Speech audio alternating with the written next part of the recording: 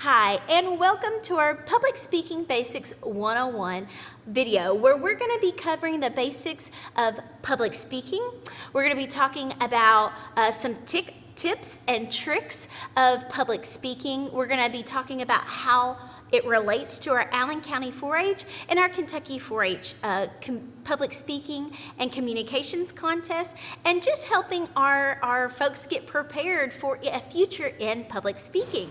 So without further ado, let's talk more about what to expect with our 4-H communications contest at our school, county, area, and state levels. So communications is really important, and it's a valuable skill that's applied both in the work field, in day-to-day life. Being able to clearly communicate is just invaluable skill that is so important. Which is why with Allen County and Kentucky 4-H, we really emphasize the importance of that. With our competitions that are hosted at the county, area, state, and sometimes our school levels, during this, youth ages somewhere between 5 and 18 will compete in contests. Now today we're going to be focusing on public speaking, but we also offer demonstrations and mock interview contests as well. So let's talk more about public speaking. In the public speaking contest, youth are either grouped into juniors or seniors. For our youth ages 9 to 13, those are our juniors, and our youth ages 14 to 18 are seniors. And for our little bitty guys, ages 5 to 8, those are our Clover Buds. Now for Clover Buds, we want speeches to be like 2 to 5 minutes.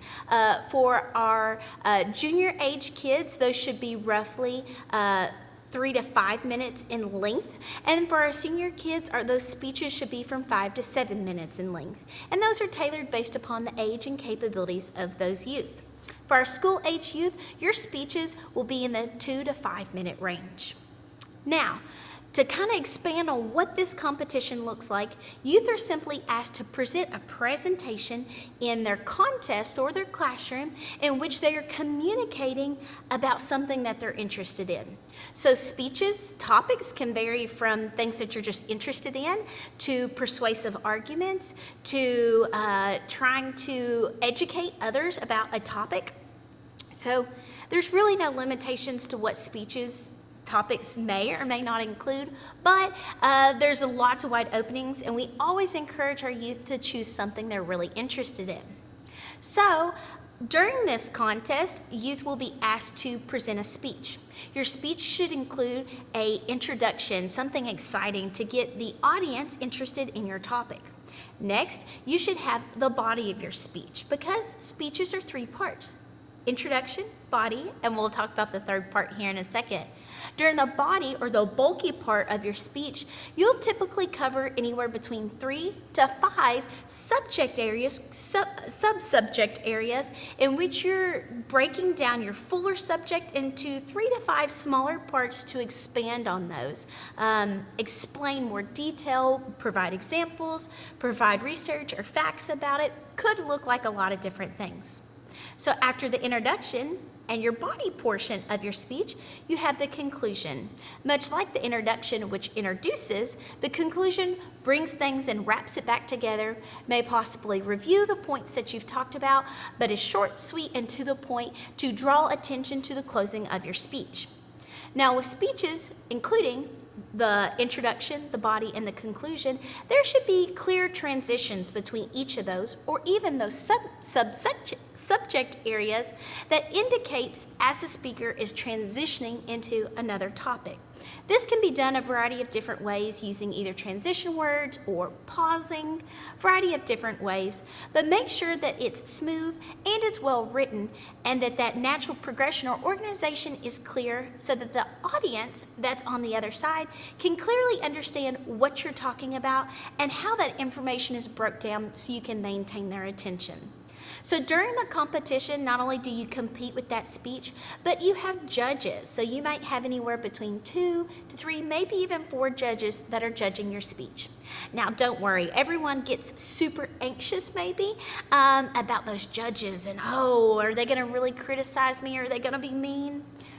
Look here, we wanna remind our members that are participants in our contest that these judges just want to learn more and they just want to hear your speech out.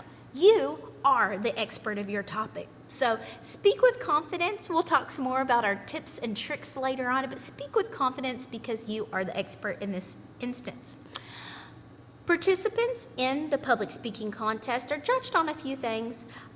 One of the very first things that we look for is appearance. Now, we don't expect you to have really fancy clothing, but we do ask for participants to look groomed and nicely put together. That may look like church clothing, Sunday best, or it may just look like nice clothing. We don't expect anybody to go out and buy anything brand new, but just keep in mind that we want our appearance, our clothing not to be wrinkled.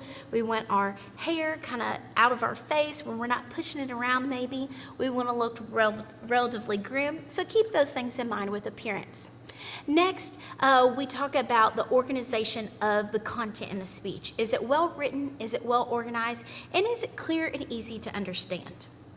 Then, another component that you'll be judged on is the speech itself, how it's communicated, your public speaking. So we're going to be looking at voice, inflection, speed, reduction of excess words, those types of things. And then finally, your topic. Is it interesting? Is it organized well? So those are some things to kind of keep in mind as we look to improve our public speaking. The judges will be completing score sheets to kind of give feedback. They'll score 1 through 5, 5 meaning you scored the highest in that area, or 1 being there's lots of room for improvement, and they'll leave comments. Now don't worry folks, these comments are intended to give you feedback to help you improve. So that's kind of the gist of the contest. The contest itself is youth compete in their age range. So whether that's Clover Buds for 2 to 5 minutes, our juniors from 3 to 5 minute speeches, or our senior ages 14 to 18, which is that 5 to 7 minutes, that's the length of the speech. And you simply present that speech to judges and an audience. Now let's talk a little bit more about tips and tricks on how to perform your best with your public speaking contest. So without further ado, we've got those listed out for nice and easy, kind of just a visual here. So some basic tips and tricks I want to leave you with before we leave is speak with authority, or really express that you know what you're talking about. Be confident in that. I really like to remind youth and all public speakers that, you know what, you're the one speaking, so be confident. Next, focus on voice. That includes volume, speed, and tone. And enthusiasm kind of plays into that a little bit too. So make sure, are you loud enough for people to hear you? Are you talking too fast for people to understand you? And tone is there some enthusiasm in there? Which kind of rolls into my next one, is show enthusiasm or interest for your topic.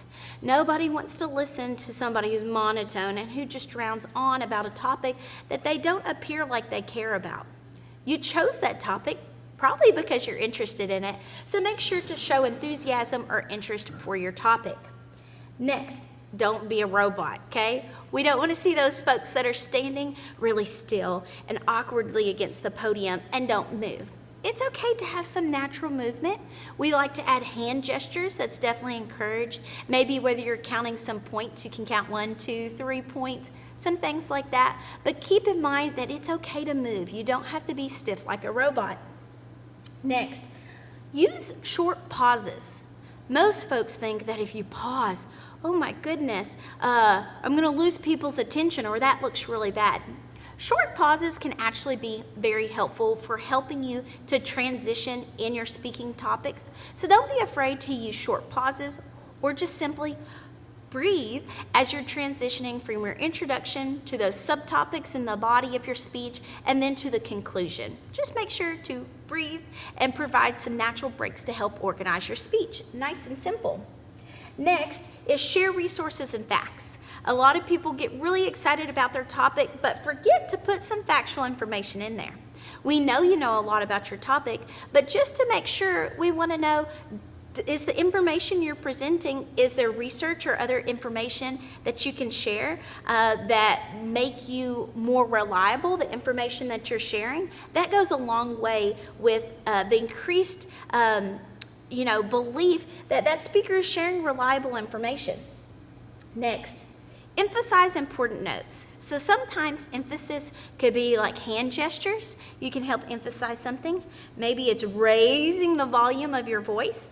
Lots of different ways that you can emphasize important notes or emphasize things with pauses or breaks, but make sure to do that. Helps to increase the attention of your audience and make you just a more enjoyable speaker to listen to and retain their attention. Next, consider eye contact. So eye contact is really important. We don't want to watch a speaker who's staring down at their cards or got their head turned down, okay? Because when your head is turned down or looking at your cards or notes, it's hard for you to project your voice. So look up and make eye contact with your audience. That way you provide something that's more interesting to watch and listen. Next, practice for confidence. If you say, Miss Anna, I'm not, I stare at my cards a lot because I'm not really sure. Well, what comes with a little bit of that is practice, kind of that homework of practicing it so that you feel confident about it. When you feel confident about it, you can look up more and share more eye contact. So the two things kind of go hand in hand. And then finally, we want to remind you to have fun with it. Our speeches and our communications contest are encouraging kids to be confident, well-rounded, a skill like clearly communicating, something that they're interested in. So when you pick that topic that you're interested in, have fun with it. Enjoy talking about that, persuading whatever the topic is that you're speaking on. So today we covered a little bit about the speaking contest and what that looks like for Allen County and Kentucky 4-H contest. We talked some about the basic tips and tricks for being successful in your communications contest. If you have any more questions, reach out to Allen County 4-H. You can reach out to myself, the 4-H agent, Anna Meador. Phone number here for Extension Office is 270-237-3146. Or if you're one of our students with our school speeches, reach out to your teacher. But we are looking forward to hearing your speeches and seeing how these tips and tricks can help you to become a more confident public speaker in the future.